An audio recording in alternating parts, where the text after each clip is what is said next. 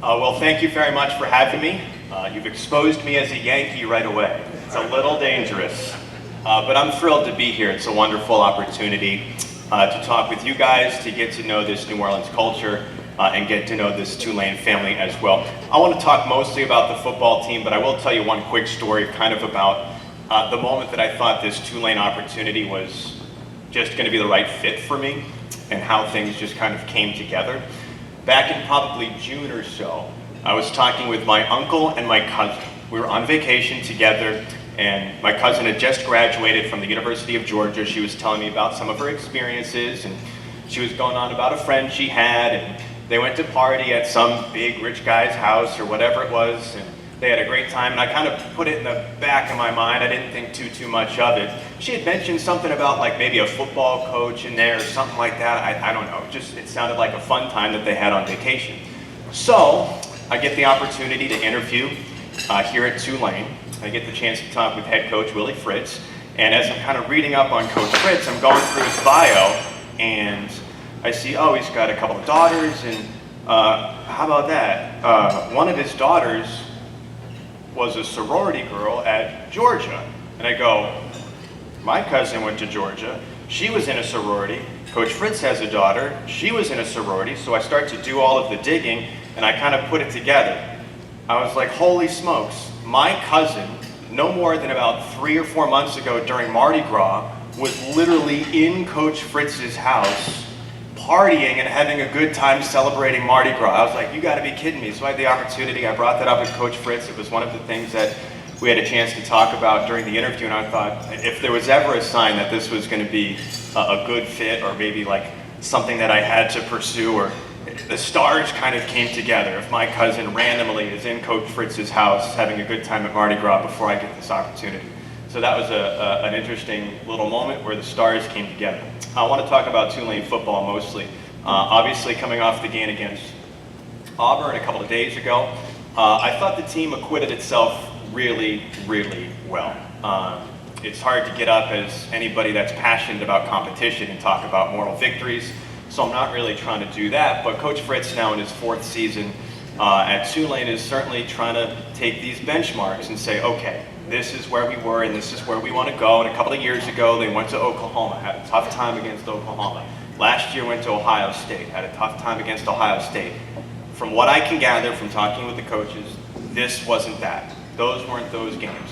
It was 5 yards rushing allowed to Auburn in the first quarter. It was 20 yards allowed rushing to Auburn in the first half. That defensive line for Tulane is going to give itself a chance to compete in every single game in the American this year, I think, for sure. When you've got a guy like Cam Sample or Patrick Johnson or Jeffrey Johnson, they're going to keep you in ball games, and I think that's a really good marker as well. Does growth have to happen? You bet. Justin McMillan is going to have to play a little bit better. He was about 70% completion percentage against FIU. And then he was closer to 40 against Auburn. Now, Auburn is going to create some of those problems because of their skill set. And look, Tulane versus Auburn, there's going to be a gap when it comes to 1 to 22. That's just the reality of it. But Justin McMillan has the skill set to lead this team offensively. And I will say this about Coach Fritz and his ability to manage this football program. I understand I've only been here for a month or so I'm not going to profess to know everything. But what I will add to the whole story is, you know, as it was mentioned, I spent 8 years at Virginia Tech. I had the true fortune of being able to work with a Hall of Famer like Frank Beamer for a number of years. I got to see how he interacted with his players. I got to see how he interacted with his coaches, how he interacted with the fan base. And, you know, is Coach Fritz Coach Beamer? No, they're their own individuals, but I think there are markers between the two of them. Coach Fritz is such a positive individual. He lifts these guys up. He understands who they are and what they're striving for and building a program up. I see that in the way that Coach Fritz works with his staff. Again, he's positive. He lifts everybody up. I see it the way he interacts with the fan base. He connects with them. He lifts everybody up. So I think there's a lot of positive markers there about what Coach Fritz has been able to do to build this program. So I think that's really exciting. I'll end with one last story here because I know some people in the room came up to me and asked about the broadcast location at Auburn. No, it was not the greatest broadcast location.